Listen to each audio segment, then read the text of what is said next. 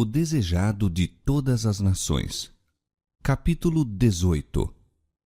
É necessário que ele cresça. Este capítulo se baseia em João capítulo 3, versos 22 a 36. Durante algum tempo, a influência do Batista sobre a nação fora maior que a de seus principais, sacerdotes e príncipes. Houvesse ele se anunciado como Messias e fomentado um levante contra Roma, sacerdotes e povo se teriam reunido em torno de seu estandarte. Todas as atenções que falam à ambição dos mundanos conquistadores, Satanás se apressara em dispensar a João Batista. Mas, tendo embora diante de si as provas de seu poder, permanecera firme em recusar o deslumbrante preço do suborno. As atenções nele fixadas, encaminhara para outro. Agora, via a onda de popularidade a desviar-se de si para o Salvador. Dia a dia, diminuíam as multidões em torno dele.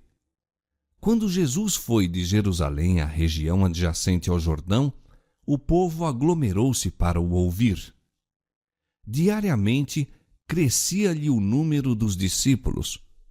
Muitos iam em busca de batismo e, conquanto o próprio Cristo não batizasse, sancionava a ministração dessa ordenança pelos discípulos.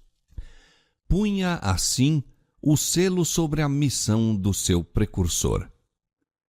Os discípulos de João, porém, olhavam com ciúmes a crescente popularidade de Jesus. Estavam prontos a criticar-lhe a obra e não tardou muito que se lhes deparasse ocasião. Surgiu entre eles e os judeus uma questão quanto ao batismo, se este servia para purificar do pecado. Afirmavam que o batismo de Jesus diferia essencialmente do de João. Em breve, travaram discussão com os discípulos de Cristo acerca das palavras próprias para serem usadas no batismo e, afinal, quanto ao direito deles de batizar. Os discípulos de João foram ter com ele com suas queixas, dizendo: Rabi, aquele que estava contigo além do Jordão, do qual tu deste testemunho, ei-lo batizando, e todos vão ter com ele. Por meio dessas palavras, tentou Satanás a João. Conquanto a missão deste parecesse prestes a concluir-se, ser-lhe-ia ainda possível prejudicar a obra de Cristo. Houvesse ele se doído por si mesmo, ou expressado desgosto ou decepção por ser sobrepujado, e estariam lançadas as sementes da dissensão, incitados o ciúme e a inveja, tornando-se sério obstáculo ao progresso do Evangelho. João tinha por natureza as faltas e fraquezas comuns à humanidade, mas o toque do amor divino o transformara. Pairava numa atmosfera não contaminada pelo egoísmo e a ambição e muito acima do miasma do ciúme.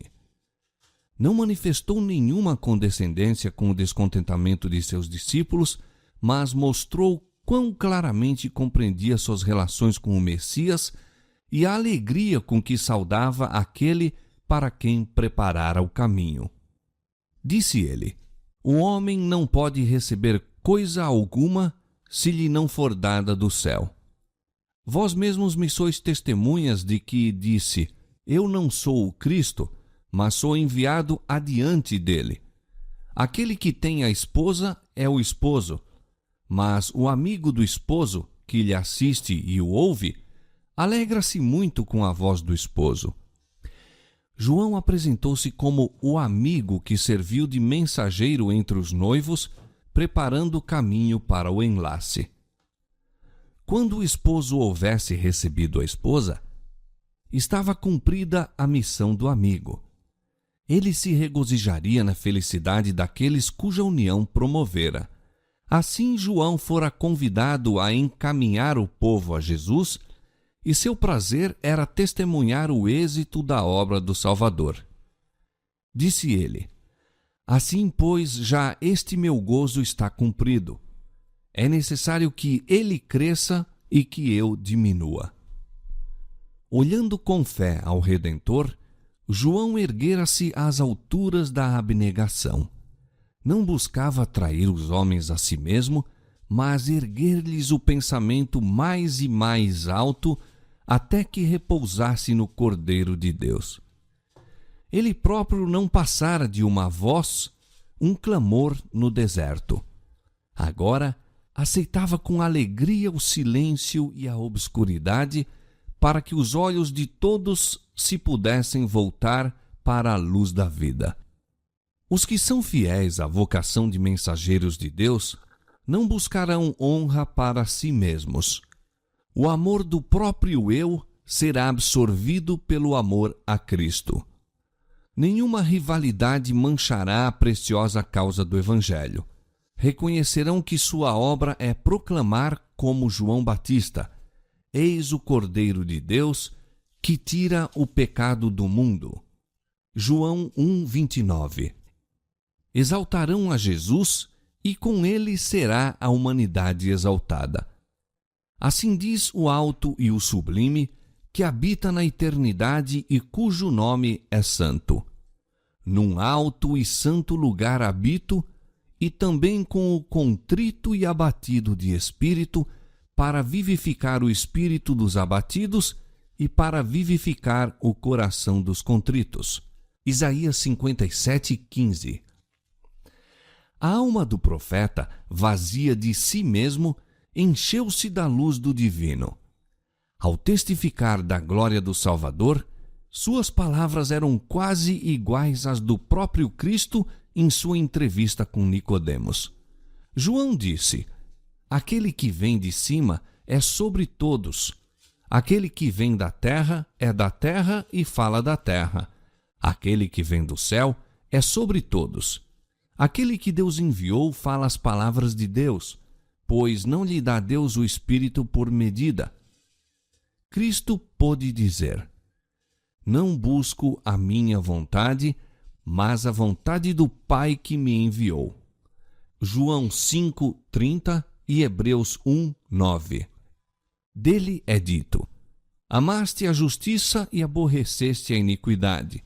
Por isso Deus, o teu Deus, te ungiu com óleo de alegria mais do que a teus companheiros.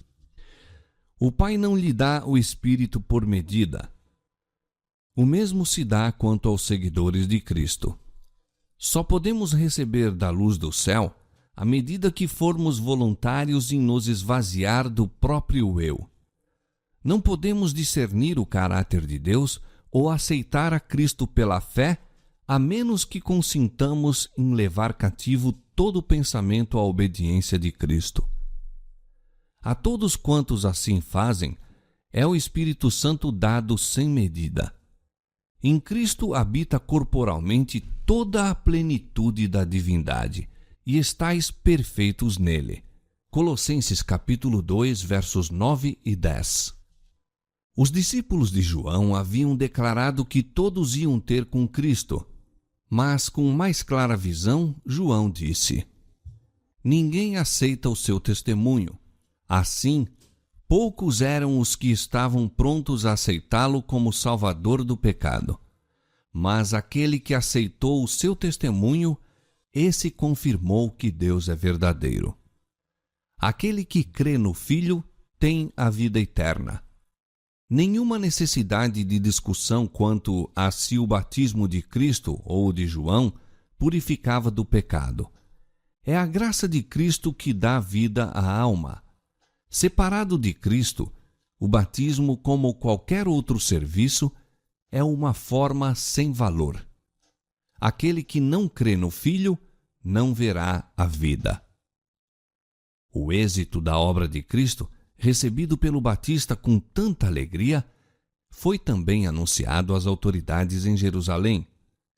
Os sacerdotes e rabis haviam tido ciúmes da influência de João ao verem o povo deixando as sinagogas e afluindo ao deserto.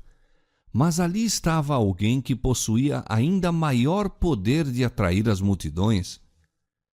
Aqueles guias de Israel não estavam dispostos a dizer como João: é necessário que ele cresça e que eu diminua.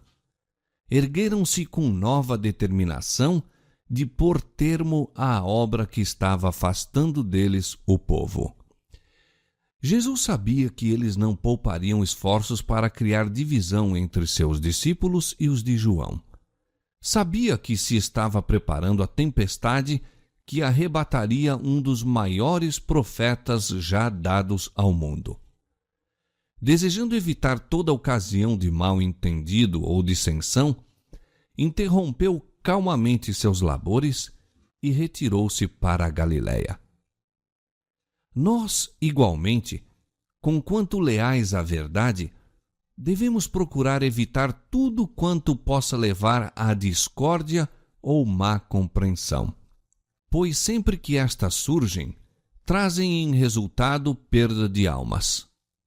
Quando quer que apareçam circunstâncias que ameacem divisão, cumpre-nos seguir o exemplo de Jesus e de João Batista. João fora chamado para dirigir uma obra de reforma. Em razão disto, seus discípulos corriam o risco de fixar nele a atenção, julgando que o êxito da obra dependia de seus labores e perdendo de vista o fato de ser ele mero instrumento por meio do qual Deus havia operado. A obra de João já não era, todavia, suficiente para lançar as bases da igreja cristã. Havendo cumprido sua missão, fazia-se mister outra obra que seu testemunho não poderia realizar. Seus discípulos não percebiam isso. Ao verem Cristo chegar para tomar posse da obra, enciumaram-se e ficaram descontentes. Os mesmos perigos existem ainda. Deus chama um homem para fazer certa obra, e ao havê-la ele conduzido até ao ponto para o qual se acha habilitado, o Senhor introduz outros para levá-la mais adiante. Como os discípulos de João, porém, muitos sentem que o sucesso da obra depende do primeiro obreiro. Fixa-se a atenção sobre o humano, em lugar de concentrar no divino, introduz-se o ciúme e a obra de Deus é manchada.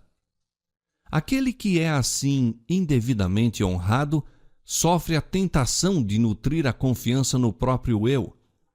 Não compreende sua dependência de Deus. O povo é ensinado a descansar no homem quanto à guia e caem assim em erro, sendo desviados de Deus. A obra do Senhor não deve receber a imagem e a inscrição do homem. De tempos a tempos, ele introduz aí instrumentos diversos, mediante os quais melhor se pode cumprir o seu desígnio. Felizes os que de boa vontade se submetem à humilhação do próprio eu, dizendo juntamente com João: é necessário que ele cresça e que eu diminua.